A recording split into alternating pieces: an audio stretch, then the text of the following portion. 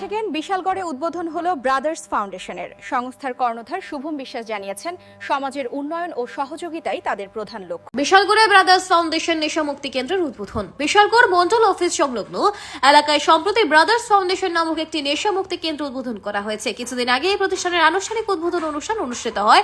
উপস্থিত অতিথি ও এলাকাবাসীর অংশগ্রহণ এবং সেখানে উপস্থিত ছিলেন বিধানসভা কেন্দ্রের বিধায়ক সুশান্ত দেব।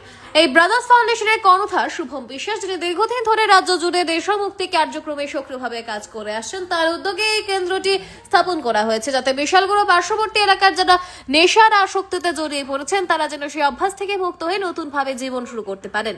শুভম বিশ্বাস এও জানিয়েছেন, আমাদের উদ্দেশ্য হলো সমাজ থেকে নেশা নির্মূল করে তরুণ প্রজন্মকে সঠিক পথে ফিরিয়ে আনা। যারা এই কেন্দ্রে আসবেন তাদের প্রাথমিকভাবে অতি সামান্য মূল্যের বিনিময়ে থাকার ব্যবস্থা করা হবে। এই উদ্যোগকে ঘিরে এলাকার ইতিমধ্যেই ইতিবাচক সাড়া মিলেছে। সমাজের বিভিন্ন স্তরের মানুষ এই ব্রাদার্স ফাউন্ডেশনের উদ্যোগে অভিনন্দন জানিয়েছেন এবং ভবিষ্যতে আরো বৃহৎ পরিসরে কাজ করার প্রত্যাশাও তারা ব্যক্ত করেছেন।